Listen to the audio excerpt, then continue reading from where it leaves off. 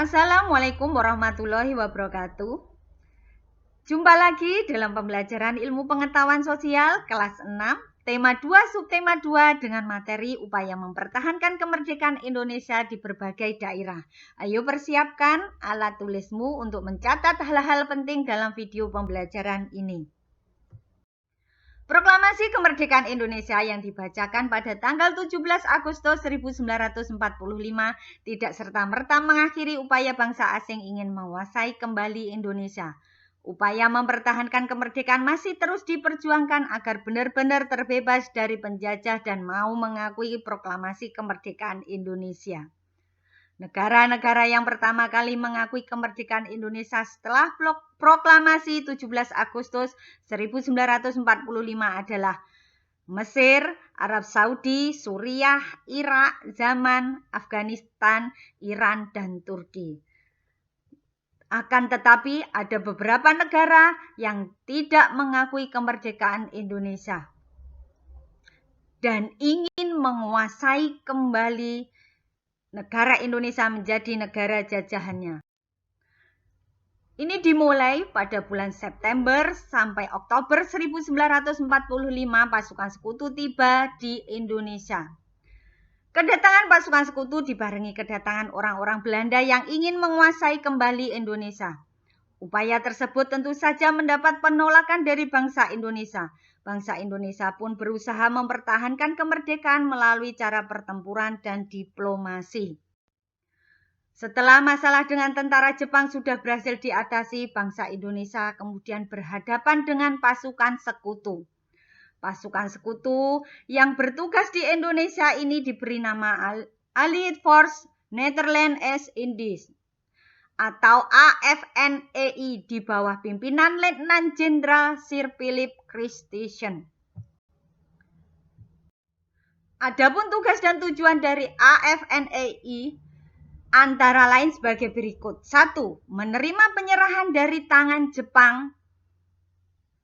Negara jajahan Jepang otomatis menjadi negara jajahan sekutu yang menang dalam Perang Dunia II. 2. Membebaskan interniran sekutu. 3. Melucuti, mengumpulkan, dan memulangkan orang Jepang. 4. Menegakkan serta mempertahankan keadaan damai untuk kemudian akan diserahkan kepada pemerintah sipil, serta menghimpun keterangan mengenai penjahat perang, serta menuntut mereka di depan sebuah pengadilan pasukan sekutu. Pada awal kedatangan pasukan sekutu tersebut disambut baik oleh pihak Indonesia. Namun setelah diketahui bahwa pasukan sekutu Inggris datang dengan membawa orang-orang Belanda yang terkelompok dalam Netherlands Indies Civil Administration atau NICA, maka kemudian sikap bangsa Indonesia itu mulai berubah, justru memusuhi. Situasi keamanan setelah itu menjadi tidak terkendali. Perjuangan mempertahankan kemerdekaan pada 1945 sampai 1950 sering disebut dengan periode revolusi. Pada periode tersebut, bangsa Indonesia terlibat dalam berbagai pertempuran melawan Belanda dan sekutu yang berusaha menguasai kembali Indonesia. Pertempuran-pertempuran mempertahankan kemerdekaan di berbagai daerah. Bagai berikut. 1. Peristiwa perobekan bendera biru di Hotel Yamato. 2. Pertempuran 10 November di Surabaya. 3. Pertempuran Ambarawa. 4. Pertempuran Medan Area. 5. Bandung Lautan Api. 6. Perjanjian Linggajati. 7. Agresi Militer 1. 8. Perjanjian Renville. 9. Agresi Militer 2. 10. Serangan umum 1 Maret 1949, 11. Perjanjian Romroyen, 12. Konferensi Meja Bundar. Berikut peristiwa. Yang pertama, perobekan bendera biru di Hotel Yamato. Pada 18 September 1945, Belanda mengibarkan bendera negaranya di Hotel Yamato. Sebagai bangsa yang sudah menyatakan merdeka, rakyat Indonesia di Surabaya tidak terima bentuk perlawanan rakyat. Disobeknya kain biru pada bendera itu hingga hanya merah dan putih yang tersisa. Peristiwa yang kedua yaitu pertempuran 10 November di Surabaya. Peristiwa bersejarah ini terjadi pada 25 Oktober sampai 28 November 1945, dipicu oleh tewasnya Brigadir Jenderal Malabi dalam pertempuran di Surabaya, Jawa Timur, sehingga menyulut kemarahan pihak sekutu. Pihak sekutu marah memperingatkan masyarakat Surabaya tidak mau memenuhi tuntutan pihak sekutu. Aspirasi perlawanan terhadap sekutu dikumandangkan oleh Bung Tomo menggunakan radio. Bung Tomo dengan berapi-api memberikan semangat kepada masyarakat untuk berjuang mempertahankan kemerdekaan bangsa Indonesia. Puncak pertempuran Surabaya terjadi pada 10 November 1945. Pasukan sekutu melakukan penyerangan di kota Surabaya dan pejuang Indonesia tidak gentar, malah bersemangat berjuang. Dalam menghadapi sekutu, senjata yang dipakai pejuang tidak hanya senjata tetapi juga bambu runcing. Untuk mengenang jasa para pahlawan, setiap tanggal 10 November diperingati Hari Pahlawan. Dengan semangat mengobarkan para pejuang di Surabaya, Bung Tomo berbicara, dan untuk kita saudara-saudara, lebih baik kita hancur lebur daripada tidak merdeka. Semboyan kita tetap merdeka atau mati. Yang ketiga yaitu pertempuran Ambarawa. Pertempuran Ambarawa dipicu oleh kedatangan orang-orang Belanda yang tergabung dalam Nika. Kedatangan Nika mengikuti kedatangan pasukan sekutu di Ambarawa. Pada 6 Oktober 1945, pasukan TKR terlibat pertempuran dengan pasukan sekutu di Magelang. Pertempuran tersebut menyebabkan sekutu terdesak dan mundur ke Ambarawa. Di bawah komando Kolonel Sudirman dengan strategi supit urang, tentara TKR berhasil memukul mundur pasukan sekutu ke Semarang pada 15 Desember 1945. Pertempuran Ambarawa memiliki arti penting karena posisi Ambarawa sangat strategis. Jika Ambarawa jatuh, 3 kota besar akan terancam. 3 kota tersebut adalah Magelang, Yogyakarta, dan Surabaya. Untuk mengenang peristiwa tersebut dibangun Monumen Palagan Ambarawa. Adapun 15 Desember diperingati sebagai Hari Infanteri. Yang keempat, pertempuran Medan Area. Pada 9 Oktober 1945, pasukan sekutu tiba di Medan di bawah pimpinan Brigjen T.E.D. Kelly. Keberadaan pasukan sekutu menimbulkan ketegangan di masyarakat. Pada 13 Oktober 1945 terjadi insiden antara pasukan Belanda dan pemuda Medan. Pemuda Medan merasa dilecehkan dengan perilaku tentara Nika Belanda yang menginjak-injak lencana merah putih yang dikenakan pemuda setempat. Peristiwa tersebut meluas menjadi pertempuran. Bahkan Belanda memasang patok-patok bertuliskan Fixed Borders Medan Area untuk menandai wilayah pertempuran dengan masyarakat setempat. Sejak saat itu istilah Medan Area menjadi terkenal. Pertempuran demi pertempuran berlanjut hingga tahun 1946. Pada 10 Agustus 1946, TKR membentuk Komando Resimen Laskar Medan Area. Dengan komando ini, para pejuang melanjutkan perjuangan di Medan Area.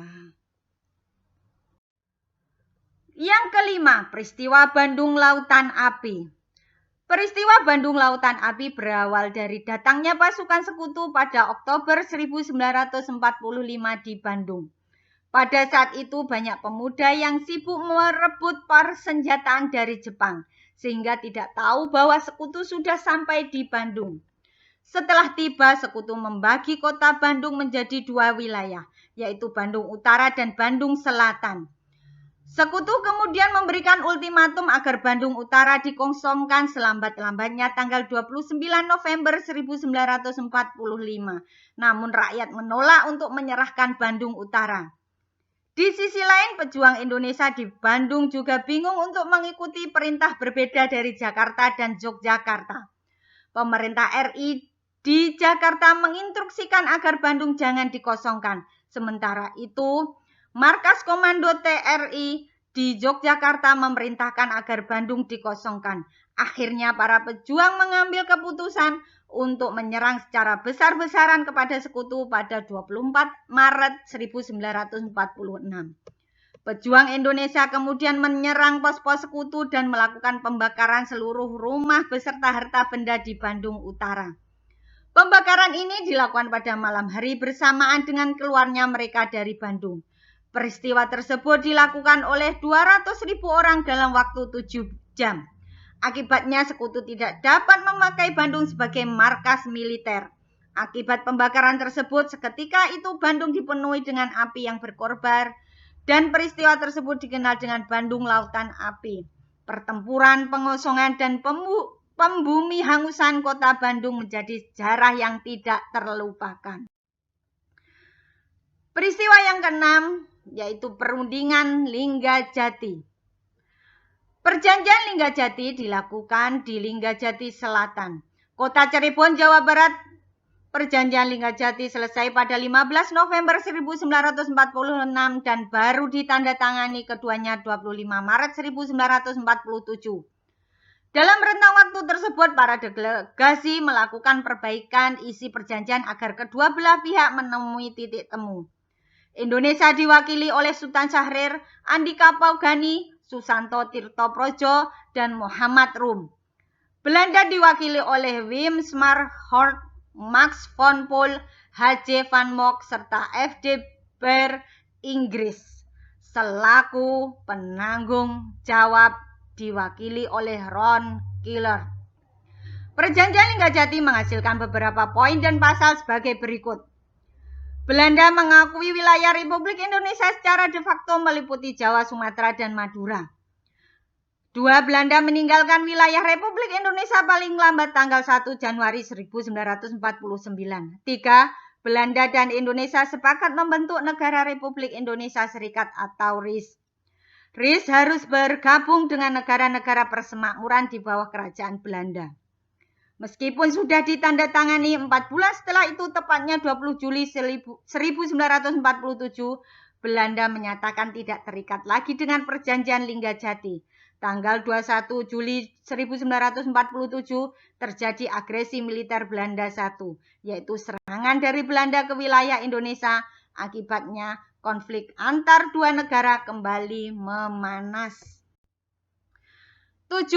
Agresi militer I. Agresi militer Belanda merupakan upaya pendudukan Belanda terhadap beberapa wilayah Indonesia. Sasaran agresi militer Belanda I adalah wilayah kekuasaan Republik Indonesia di Jawa dan Sumatera.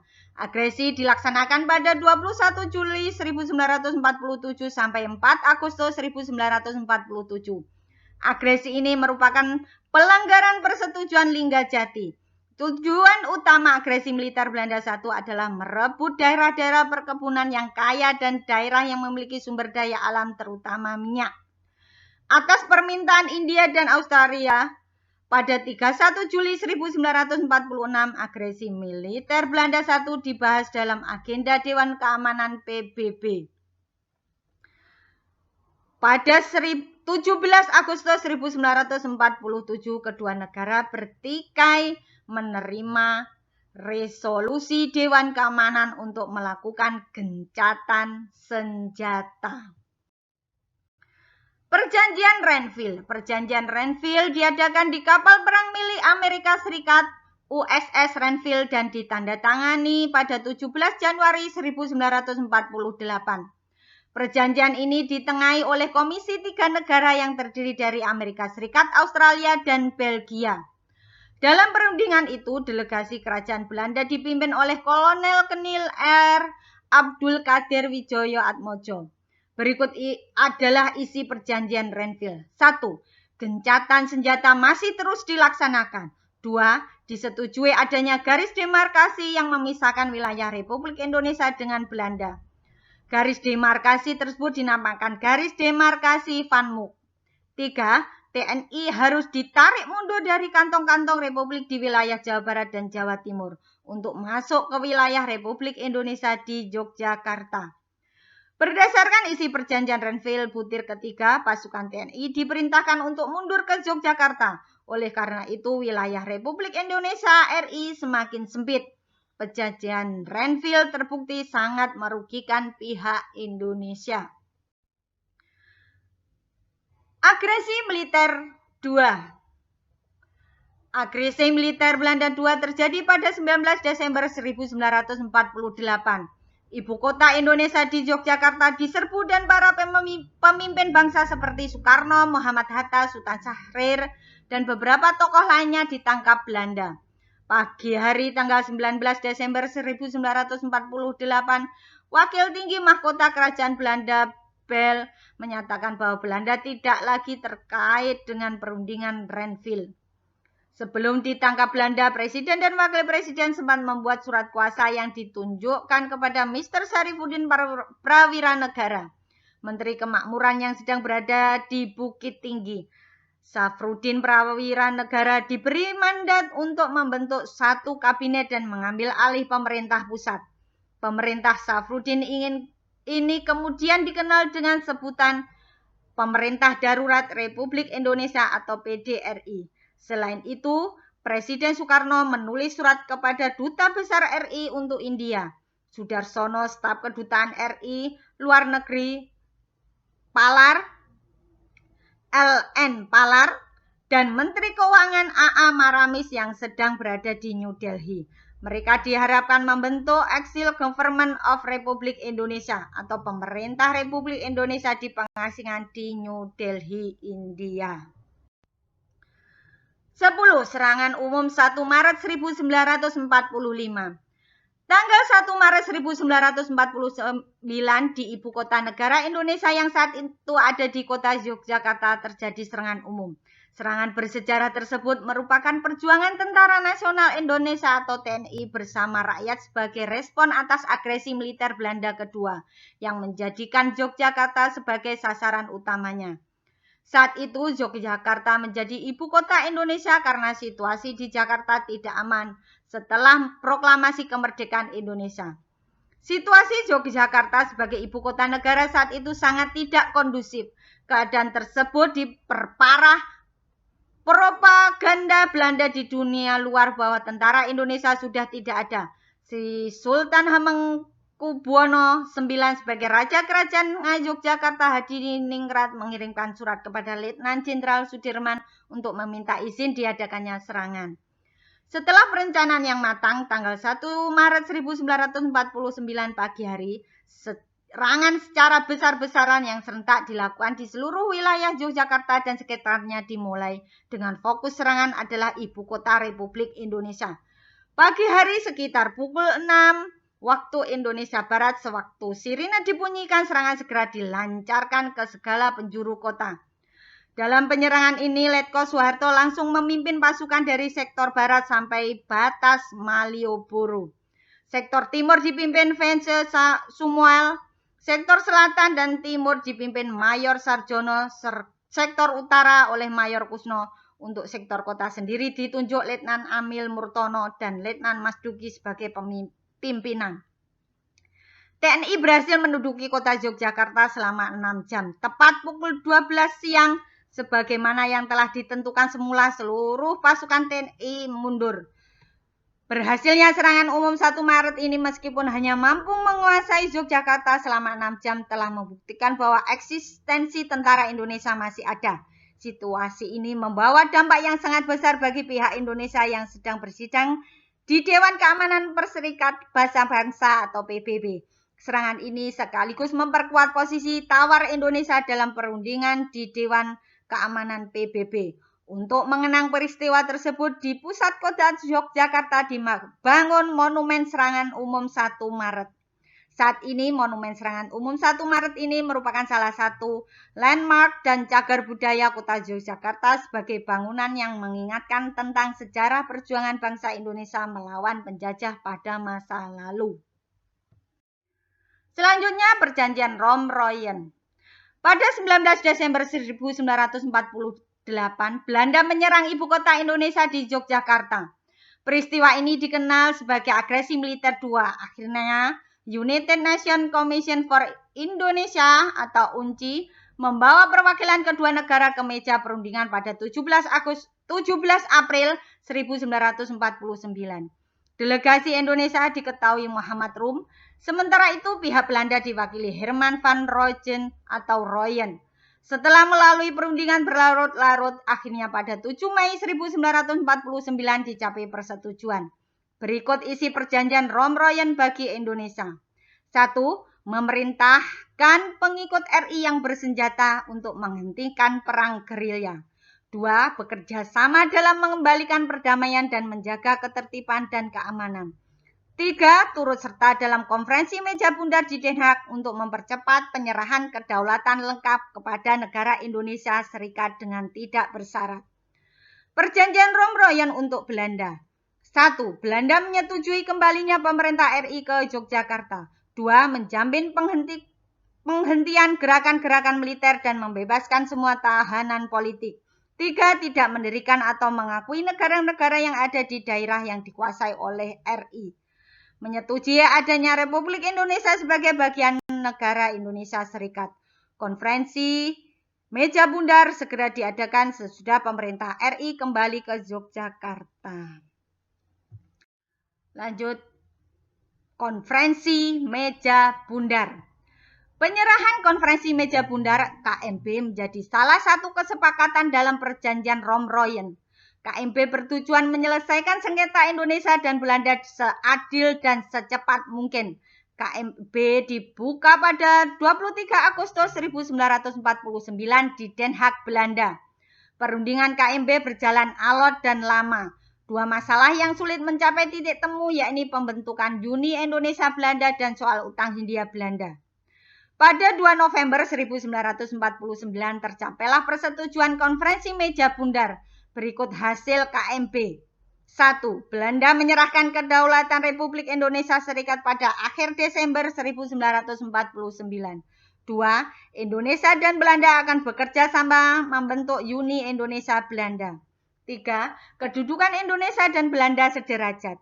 4. Indonesia akan mengembalikan semua milik Belanda dan membayar utang-utang Hindia Belanda sebelum tahun 1949. 5. Masalah Irian Barat akan dibahas 1 tahun kemudian. Dampak dari KMB yakni Indonesia akhirnya mendapat kedaulatannya. Acara penyerahan kedaulatan berlangsung pada 27 Desember 1949. Penandatangan naskah penyerahan kedaulatan berlangsung di 2 kota yaitu Amsterdam dan Jakarta. Seperti ucapan I.R. Soekarno bahwa yang bangsa yang besar adalah bangsa yang menghargai jasa para pahlawannya. Ayo para generasi muda teladani sikap-sikap para pahlawan untuk mengisi kemerdekaan dengan memberantas kebodohan, kemiskinan, dan keterbelakangan. Itu tadi materi upaya mempertahankan kemerdekaan Indonesia. Terima kasih, semoga bermanfaat. Wassalamualaikum warahmatullahi wabarakatuh.